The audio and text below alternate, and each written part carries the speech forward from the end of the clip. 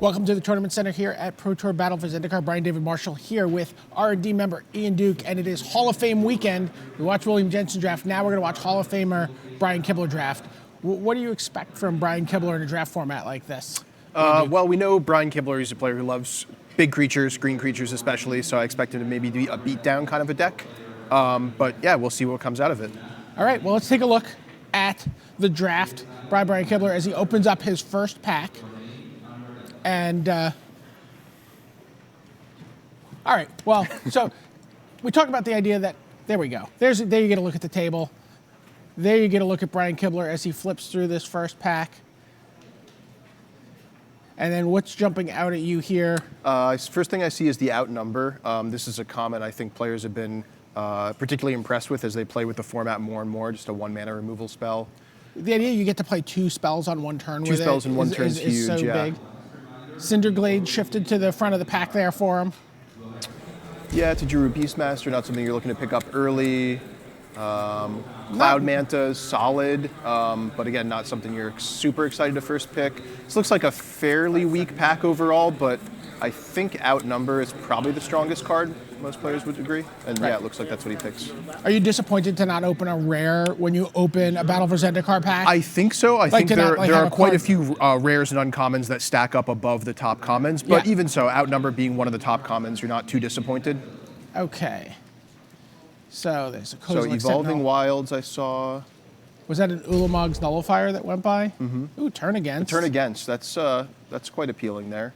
Kozilek Sentinel he pulls to the front of the pack. Typically I'd be looking at the Turn Against here. Important to keep in mind Evolving Wilds in the pack. Looks like he is with the Kozilek Sentinel. Kozilek Sentinel over Turn Against. Turn Against being a very powerful combat trick, lets you sort of kill sometimes you get a 2-for-1 off of it. But do you have less expectation of getting that to fire off at this level of play? Probably. Where if you have 5 mana open, you say go? Yeah, it's a pretty big telegraph when you do that. And I think Kibler picking the 2-drop creature here shows that he's prioritizing curve above having, expensive splashy combat trick. Okay, so Sylvan Scrying, Whiptail, Cryptic Cruiser. Cryptic Cruiser, solid. That seems like the best card to me. I would say so too, and the fact that he has the his previous picks, I mean, he might be leaning toward a blue-red sort of devoid I know that's deck. something you really like. When I like that archetype quite a bit. And yeah, it looks like Cryptic Cruiser is his pick here. Now, if you take a card like Cryptic Cruiser, do you now suddenly have to start reevaluating where cards like Mist Intruder I think you definitely do. If you're going to be on that sort of ingest process type plan, especially in blue-red, because I think black-blue has the easiest ways to exile things. In red, you need to maybe work a little bit harder. Well, there's Adrana's Emissary. That card has shot up in people's pick orders as the format has evolved. Yeah, for sure. And seeing that, 4th pick at this point, you have to be wondering, is that a signal? Yeah, we'll see if he'd have to jump ship from all of his first 3 picks, though, to go into that. Looking at Pathway Arrows, there's a Spell Shrivel. I don't know if that's something you would ever consider. Yeah, it looks like he's pulled Snapping Gnarlid to the front here, though. Snapping Gnarlid is, I think, most players' top green common in their pick orders here, so not surprising to see 2/2 him landfall creature. pick that up as a little bit of a signal, yeah. Retreat to Coralhelm, not the strongest of the retreats. Yeah, Brood Hunter Worm is solid here. Not too much else exciting. A Bone Splinters, Call the Scions. It's funny, like store level drafts, Swarm Surge is a card that has really gone up, and you don't see it going around as late as I've seen it at these Pro Tour practice drafts and Pro Tour drafts already. Little mini overrun there at common, sort of. It looks like you need to go with the Brood Hunter Worm there, I believe. Yeah. Tunneling Geopede. Natural Connection, Unnatural Aggression. That's yeah, or to Drew Stalwart. I mean, he does have a blue card so far. His blue card doesn't go great with his green and red card so far, so I doubt we'll see him jump into Converge just yet, but it's a possibility. I mean, 2/3 for 3 is not miserable. No, it's not miserable as a backup plan for sure. And if you get if you get it to be a 3/4, if you're Mike Postelnik and you can lay down 3 different basic lands. I call that the Natural Tron. Is my nickname for that. Yeah, 3 basic lands on turn 3. Oran Reef Invoker is a solid 2-drop. I wouldn't mind picking up here. I was looking at some Black Shadow Glider going around late. Yeah. Seek the Wilds. Interesting here, there's kind of a mix of like solid but not spectacular cards throughout all the colors here. Zulaport Cutthroat, Shadow Glider, Akum Stonewaker. It's a card I like quite a bit as well. And yeah, it looks like takes the he picks that Stonewaker. up. Yeah, I haven't had a chance to play with that much, but that lets you, whenever you landfall, you get to make like an elemental token. Yep, And 3/1 Trampling Elemental. so there's an ally encampment. Sees the Beastmaster. How about no Scour from Existence? Is that just too expensive? Yeah, I think so, especially for the type of deck he's shaping up. He's got a couple landfall cards so far, so it looks like he probably wants to curve out. And it looks like he went with the Beastmaster there, which I wouldn't be surprised if it doesn't make the cut in his deck the way he's shaping up so far, but it's a solid card and a good option to have. So there's the Unnatural Aggression again. Yeah, things drying up a little bit here. Unnatural Aggression is solid. You know, of course, relies on having bigger creatures than your opponent, but you know, if you have some landfall creatures or something like that to grow on your turn, it can be pretty effective there. All right, Natural Connection. A little bit of ramp there. Yep. Instant speed ramp, which can be really sweet in a landfall deck. Yeah, it's interesting to see people use that as a sort of a pseudo combat trick in combination with landfall creatures. Yeah, you get to attack and then see how they block. Sylvan Scrying, Belligerent Whiptail. Yeah, Belligerent Whiptail, that's just a solid creature, curve filler. It's possible You're hoping not to play it. You're hoping not to play it. It usually gets outclassed by your other 4-drops, but just as a sort of a backup plan there, it's nice as a curve filler. Looming Spire is a card I'm pretty excited to have in this sort of aggressive deck. Especially if you end up being a landfall deck where you get to like sort of get 2 landfall triggers. Right, yeah, that's one way of thinking of it. You get to give another creature that maybe doesn't have that landfall ability landfall. And the other important thing about those enter the battlefield tapped spell lands is in a landfall deck, you often want to play 18 or 19 lands just to make sure you continue hitting land drops, and getting a little bit of extra value out of your 18th or 19th land is fantastic. All right, so let's take a look at where he is. It looks like he settled himself into red-green, although, I mean, his red is not... He's not deeply committed to it. Yeah, it's really just the outnumber he has as far as fantastic red cards go. Green, I think, was pretty clearly open there. So is I think, wise to see him move into that. We'll see if he sticks with this sort of red-green beat-downish landfall plan, or if he moves another direction, depending on what he opens here. Right, and again, with cards like Unnatural Connection, again, the outnumber could be something that you easily splash. Mm-hmm. You know, he's going to still want to have, you know, the Tajura Warcaller. He's going to want to have, you know, as many colors as he can squeeze into his deck. 3, ideally. All right, here we go. So he's just thinking Rolling Thunder, Rolling Thunder, Rolling Thunder. Rolling Thunder would be a great one. Thunder. Other fantastic things to open up, maybe like an Akum Firebird or Serpentine Spike or something along those lines. Yeah. Does not want to open the Planar Outburst this pack. Not this pack, no. Let's see what he gets.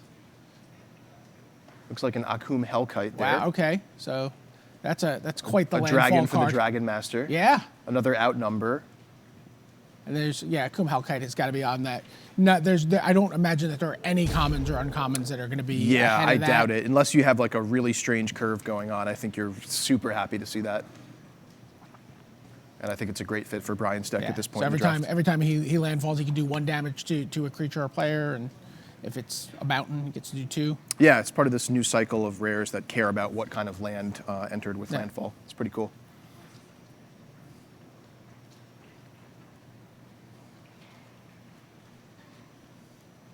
So we did see Brian picking up sort of a lot of mid-level red and green cards from his packs.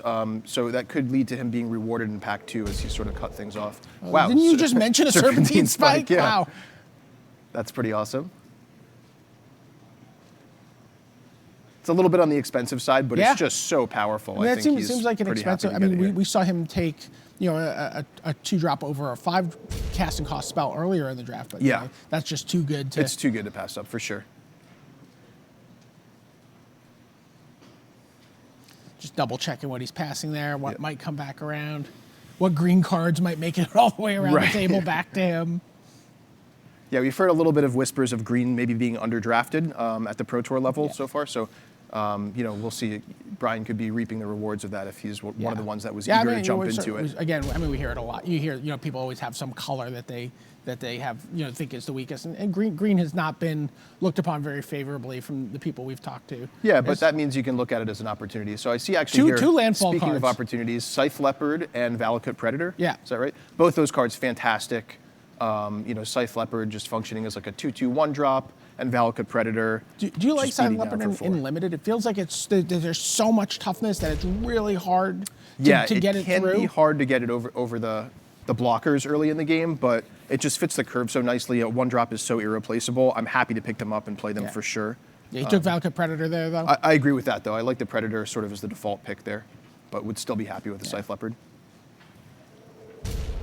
There's a Giant Mantis, a Kozilek Sentinel, a Looming Spires. There's Turn Against. Ooh, okay. So this is a similar pick that he had earlier. Yeah, and it looks like he valued the turn against maybe a little bit less than I would expect last time. We'll see if he goes for it this time. He's got Giant Mantis. Okay. He's he had the Giant front Mantis there. ahead of it there. The other card worth mentioning here is the Looming Spires, too, which he doesn't have pulled to the front, but I think he'd be super happy to get that later on. He seems to be considering Giant Mantis. Okay, he does take the Turn Against. Okay.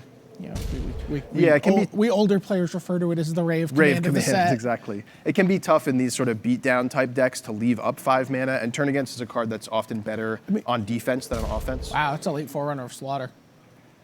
You are allowed to just take their creature and attack with it also. Yes. Like you're allowed to make the bad play with it. It is active treason as well as, Rave Command and block your creature.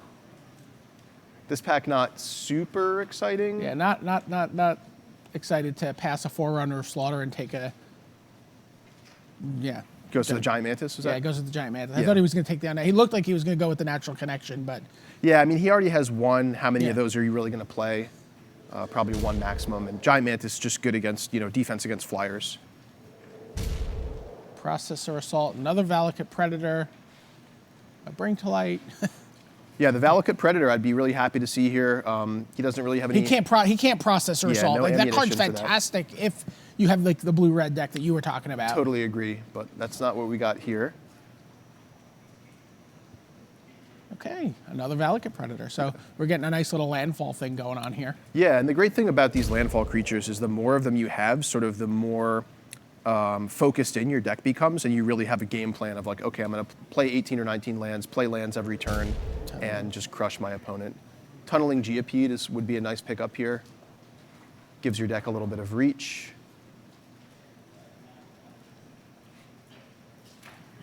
And it looks like that's where he's going to go eventually. Yeah. The shiny Tunneling Geopede. You guys see foils are foils in are in the the pack. packs. That's a new addition, sort of. Wow, that is a late McKinney Slide Runner. Got to be super happy to pick that up. Yeah. With just, 6 or 7 cards left in the pack. Wow. Love it. So his deck's really starting to come together. I was a little worried after pack 1. He had a kind of a lot of mediocre filler cards and not really a clear, coherent game plan. But loading up on these landfall creatures means that he knows exactly what he wants his deck to do at this point. Is that another slide? That is another Slide Runner. Another Slide Runner, wow. Yeah, not even looking at the Giant 5 Mantis cards at this left point. in the pack. He's That's like, goodbye, excellent. Giant Mantis. We don't need to think about you anymore. Right. And you talked about Scythe Leopard being, even though it has landfall, being sort of tough to get past early blockers. I think the difference between a base 1 power and base 2 power is just huge on these landfall creatures. Yeah. The Slide Runner's a lot more likely to get through against early creatures. Plus it has trample too. Lithomancer's Focus, just kind of like, I want to get this out of the pool. Right, don't want to have to play against this. Wow, that's a Scythe Leopard and a Valakut Predator again. Wow. We've seen that pick before. He goes the same way again. So That's Valakut amazing Predator. with just 4 cards left in the pack. Yeah. It looks like Brian's really picked up on the underdrafted strategy at this table, and it's panning out excellent for him. A second It's almost like Looming he's going Spires. under. Like, I mean, people are going over in this format a lot. You see people ramping up to these big creatures, or setting up this ingester processor thing, which could take a little while to get going. And he's just like, you know what? I want to start attacking on turn 4 for 8-9 damage. Right. It's like we're all playing synergy decks. My synergy is creatures and lands. Yeah, look That's at a lot this easier deck. to assemble than many Just of the other multiple decks. predators, multiple Slide Runners, 2 Looming Spires. Yeah, he's looking to be in good shape. He's a little bit Doesn't- light. I was just saying light on removal. Light on right? removal, yeah, that's the he's got key. the outnumber and he's got the turn against, which is sort of situationally removal. I think he'd really love to pick up like one more outnumber. Oh, he's also got the 2. He's also got 2 unnatural aggressions. Unnatural aggressions, yeah, okay. Okay. His creatures are a little on the small side though, so they don't Valakut really help him Predator- too much if he Valakut goes up Predator against big can get it blockers. done. That's true. Valakut Predator can get it done. One other sort of under the radar card for a deck like this is actually Evolving Wilds. Is a card yeah. I like to pick pretty high. You wouldn't normally think of it as like, you know, a 3rd through 5th pick, but it definitely can be in these landfall decks. Just getting double triggers out of like a Valakut Predator is just insane. All right. So pack 2 was much better to him than pack 1. Oh, for sure, for sure. And I think a large part of it was he jumped into the colors that he saw were a little bit underdrafted. He was willing to pick those sort of middling type filler picks and sort of cut things going downstream and got we also rewarded for talked it. at the desk about that idea of synergy. It's like he kind of saw what, let the table tell him what synergy was going to be open. Right. Guardian Is that of a Marasa. Green Warden of Marasa? Green Warden of Marasa, yes. Yeah. That's a nice pickup. That is a kind of impossible card to beat, it feels like. And interestingly in this pack, so I think we're going to see him take the Green Warden, just the sort of double Eternal Witness is fantastic. Another Valakut There's also Predator, a Valakut and Predator, another an Outnumber. Outnumber, and a Lifespring Druid is a card I Wow. think he'd be fine to have here too. There's no way Outnumber could make it around Probably the table. not. I wouldn't expect that. But the Valakut Predator, I mean, we saw it with four cards left in the yeah. pack, last pack, so that could definitely come around. That would nice be his pick for 3rd him. Predator if that comes back around. Yeah.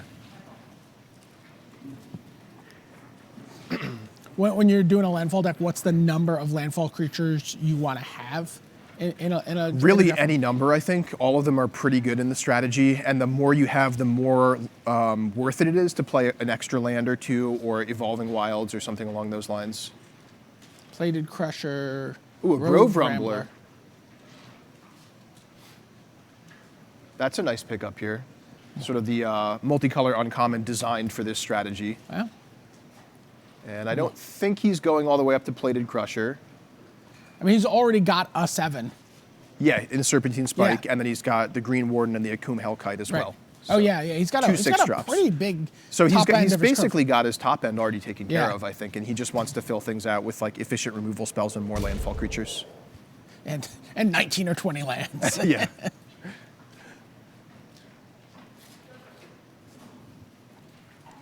And a card like Natural Connection is going to actually be. I'm curious to see if he'll end up playing it. Yeah, it I'm seems like really it could be curious. very good in this deck. There's an Undo Champion.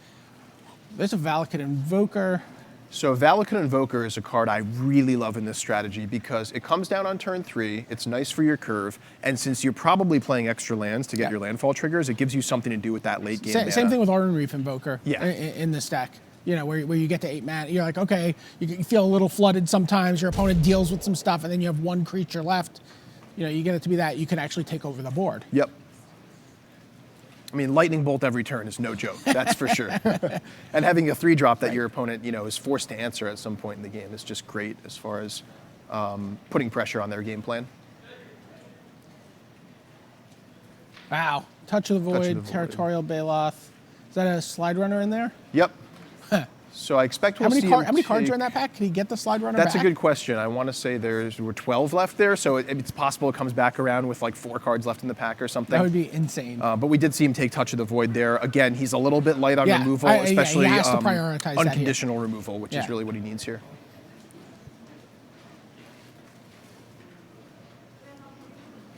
So things shaping up quite nicely, I'd say, here for Brian Kibler. He just needs to become immense. There's a A Looming couple team of Spire. battle rages. There's a Looming Spire. Looming Spire, Fertile Thicket. Either of those cards is nice. I like the Looming Spire a little bit better, but it's worth noting Fertile Thicket is one Sort of of those sets things. up, you go landfall into your next landfall. Exactly. It sort of like lets you throttle whether you want more lands or not, which is surprisingly powerful when you want to curve out in an aggressive deck.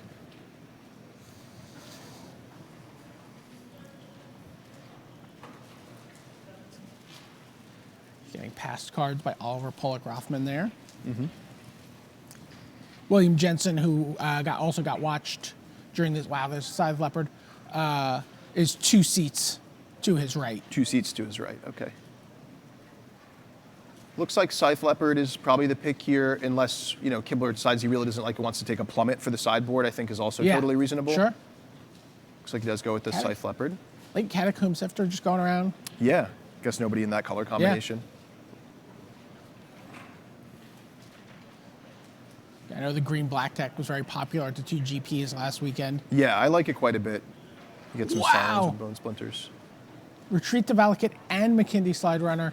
Takes Retreat to Valakut, again, doubling up your landfall triggers. Yeah, this is a card I personally like a lot in this kind of landfall deck. I've heard some people say it's underrated, other people say it's overrated. You know, these sort of non-creature enchantments that don't affect the board. If they think it's overrated, they probably talk to me because I'm super excited about this card. I love it. Of course, underrated, overrated depends on how you're rating it in the first place, right? So I just feel like crushed when my opponents play it, and I feel unbeatable when I have it. But those are the kinds of cards that are hard to evaluate, even for players at the pro level. But in a deck like this, you know, I think it's perfect. It's just unbelievable. Yep. And another Scythe Leopard getting picked up there, so giving him option to start the beatdown on turn 1. All right, 6, 7 cards left. I feel like Kibler's checking for them. He's like, how many cards left? Is my McKindy Slide Runner here? Wow. That's Valakut Predator. Fourth Valakut Predator now? Yeah, amazing.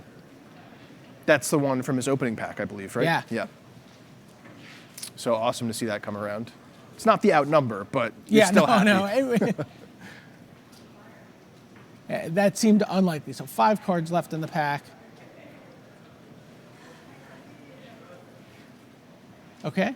Volcanic Upheaval, instant speed demolish capable of countering a kicked planar outburst. An awakened planar outburst, sorry. An awakened planar outburst. We were talking about that a little bit. It's an unusual interaction. So Gruuldra's Overseer, Call of the Scions, takes the Overseer. Might as well pick the rare. Just make sure no one else has access to it. So it was either that pack or... Oh, hi. McKindy Slide Runner. Wow. Hello. It's not that often in a Pro Tour draft you get a card you're probably going to play with 3 cards left in the pack in pack 3. Yeah. That's amazing. And is that his third or his fourth Slide Runner? I've lost count at this point. He's just got so many 2 Scythe Leopards, 4 Valakut Predators, 3 or 4 Slide Runners. He's got the Grove Rumbler. He's got multiple Looming Spires. He's got Retreat to Valakut. And great top end with Green Warden Marasa, Serpentine Spike, and Akum Hellkite. So this is like the poster child for the Green Red Landfall deck, it's like a pre-constructed deck, right? It almost is, deck. Yeah. It's like the Landfall intro pack or whatever. You could have had him in for a test draft, and it would have saved you some trouble designing that product. All right, so give me a grade on this deck. I'm going to give it probably an A-, I guess. I think it's just super solid. It's not like knock your socks off ridiculous, but it is a very good example of the... I was going to go B+, so I think we're right in the same range. Would like a tiny, like one more outnumber or one more Touch of the Void or something like that maybe, but the deck's tremendous. That Retreat to Valakut's going to be huge, I think. Because that serves as kind of almost like a recurring form of removal. Absolutely. Because a lot of times you want your removal to just get creatures through, and that's one of the things that card does. Okay, so there you have it. Brian Kibler's draft here in before the first round of Pro Tour Battle for Zendikar. Can't wait to see how these play out. For Ian Duke, I'm Brian David Marshall from the Tournament Center.